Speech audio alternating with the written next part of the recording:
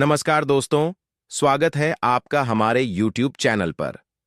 आज हम एक बहुत ही दिलचस्प और गहरे सवाल का जवाब देंगे जो अक्सर लोगों के मन में उठता है। भगवान ने रावण को इतनी शक्ति क्यों दी? रावण, जो कि एक महाशक्ति था, उसे भगवान ने इतनी ताकत और बुद्धि दी थी, लेकिन फिर क्यों उसे बुराई का प्रतीक बना दिया? क्या भगवान ने जानबूझकर रावण को इतनी शक्ति दी थी, या इसका कोई और कारण था? आइए इस गहरे सवाल का उत्तर समझने की कोशिश करते हैं और रावण के जीवन के इस रहस्य को उजागर करते हैं। रावण का नाम सुनते ही हमारे दिमाग में एक शक्तिशाली, दुष्ट और अहंकारी राजा का चित्र बन जाता है। लेकिन क्या आप जानते हैं कि रावण केवल एक राक्षस नहीं था? वह एक महान विद्वान, संगीतज्ञ और तपस्वी भी था। रावण को भगवान शिव का परम भक्त माना जाता था और उसे अद्भुत शक्ति प्राप्त थी। रावण की शक्ति की कहानी, विशेष रूप से उसकी भगवान शिव से प्राप्त शक्तियों के बारे में, बहुत रोचक है। रावण ने बहुत कठिन तपस्या की थी, जिससे भगवान शिव ने उसे वरदान दिया था। उसे इतनी शक्तियां मिलीं कि वह किसी भी देवता और पौराणिक नायक से भिड़ सकता था। फिर सवाल यह उठता है, भगवान ने रावण को इतनी शक्ति क्यों दी, जबकि उसे अंत में बुराई का प्रतीक क्यों बना दिया? रावण की शक्ति का स्रोत उसकी कठिन तपस्या था। यह कहानी रामायण में विस्तार से दी गई है। रावण ने भगवान शिव की कठोर तपस्या की, जिससे भगवान शिव ने प्रसन्न होकर उसे वरदान दिया। रावण ने शिव को प्रसन्न करने के लिए कई सालों तक कठोर तपस्या की और उनके समक्ष एक घोर आहुति दी। भगवान शिव ने रावण से पूछा कि वह क्या चाहता है, तो रावण ने जवाब दिया कि वह अमरता चाहता है।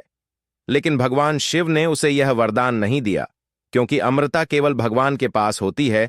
इसके बजाय भगवान शिव ने रावण को यह वरदान दिया कि वह किसी भी देवता, राक्षस, मनुष्य या जड़ी बूटी से मारा नहीं जाएगा। यह वरदान रावण की शक्ति का मुख्य कारण था और उसने इसका पूरा उपयोग अपनी विजय के लिए किया। भगवान शिव ने रावण को यह वरदान क्यों दिया, जबकि रावण का आचरण दुष्ट था?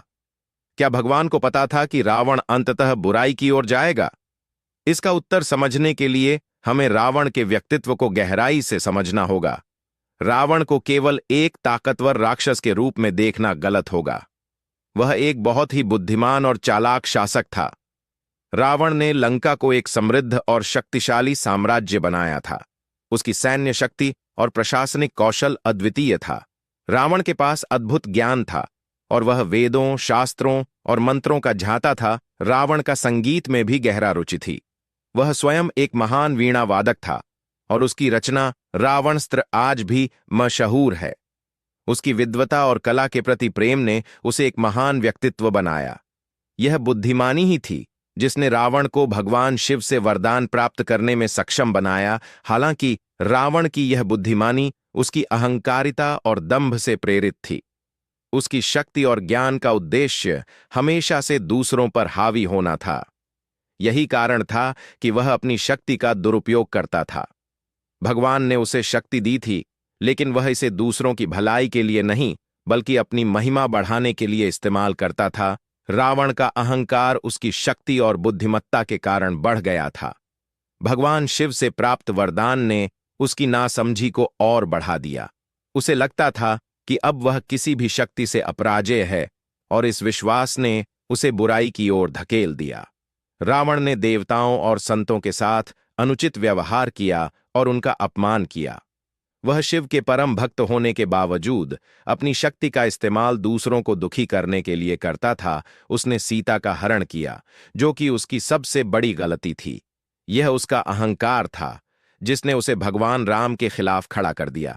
रावण ने यह नहीं सोचा कि वह जिस शक्तियों का उपयोग कर रहा था उनका असली उद्देश्य क्या था। भगवान ने रावण को शक्ति दी थी, लेकिन उसका यह दुरुपयोग उसकी नष्ट होने का कारण बना। रावण की कहानी हमें यह सिखाती है कि शक्ति का सही उपयोग करना कितना महत्वपूर्ण है। अगर हम अपनी शक्ति का दुरुपयोग करते हैं तो वह अंत में हमारे ही विनाश का कारण बनता है। अब सवाल यह उठता है कि भगवान ने रावण को इतनी शक्ति क्यों दी? क्या भगवान ने जानबूझकर उसे इतना शक्तिशाली बनाया था ताकि वह बुराई का प्रतीक बने? इस सवाल का जवाब हमें भगवान के दृष्टिकोण से देखना होगा। भगवान ने रावण को शक्ति दी थी ताकि वह अपनी इच्छाओं और तपस्या के फल को पा सके। भगवान का उद्देश्य किसी के साथ अन्याय करना नहीं था, बल्कि यह दिखाना था कि शक्ति का उपयोग कैसे किया जाता है। भगवान ने रावण को यह वरदान दिया था ताकि वह अपनी शक्ति को समझे और उसका सही उपयोग करे। भगवान ने यह नहीं चाहा था कि रावण बुराई के रास्ते पर जाए, लेकिन रावण की बुद्धि और शक्ति का उपयोग केवल अपने अहंकार और दंभ को बढ़ाने के लिए हुआ। यह भगवान के दिव्य योजना का हिस्सा था कि रावण की शक्ति का दुरुपयोग होते हुए दिखाया गया और भगवान राम के हाथों रावण का विनाश हुआ।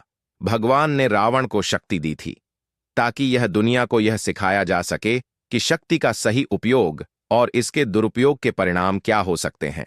रावण की कथा यह संदेश देती है कि जो शक्तियां हमें मिलती हैं उनका उपयोग सही तरीके से करना चाहिए, अन्यथा वह हमारे लिए विनाशकारी हो सकती हैं।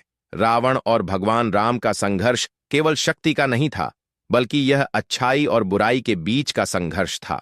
भगवान राम, जो कि मर्यादा पुरुषोत्तम थे, रावण के अहंकार को समाप्त करने के लिए धरती पर आए थे। रावण की शक्ति और बुद्धि की तुलना भगवान राम से की जा सकती है, लेकिन राम का उद्देश्य हमेशा से अच्छाई की रक्षा करना था, जबकि रावण का उद्देश्य केवल अपनी महिमा बढ़ाना था। रावण का नाश यह दर्शाता है कि अगर किसी के पास शक्ति है लेकिन उसके अंदर धर्म और सद्गुण की कमी है, तो वह अंत में बुराई की राह पर ही जाएगा। भगवान राम ने रावण को यह दिखाया कि शक्ति का उपयोग यदि धर्म के अनुसार किया जाए तो वही शक्ति हमारे लिए सही होती है। तो दोस्तों, भगवान ने रावण को इतनी शक्ति क्यों दी? इसका उत्तर यह है कि भगवान ने रावण को शक्ति दी ताकि वह अपनी इच्छाओं और कर्मों के फल को देख सके। रावण की शक्ति एक परीक्षा थी और उसका दुरुपयोग उसकी हार का कारण बना। यह हमें यह सिखाता है कि जो शक्ति हमें मिलती है उसका उपयोग सही तरीके से करना चाहिए। भगवान ने हमें जो भी दिया है उसका उद्देश्य हमेशा अच्छा होता है, लेकिन अगर हम उसका दुरुपयोग करते हैं तो हम अंत में विनाश की ओर बढ़ते हैं। धन्यवाद दोस्तों, इस वीडियो को देखने के लिए। अगर आपको यह वीडियो पसंद आया हो तो कृपया लाइक और सब्सक्राइब करना न भूलें। साथ ही अपनी राय हमें कमेंट्स में बताएं कि आप रावण की शक्ति को कैसे देखते हैं। अगली बार फिर मिलेंगे, तब तक के लिए धन्यवाद।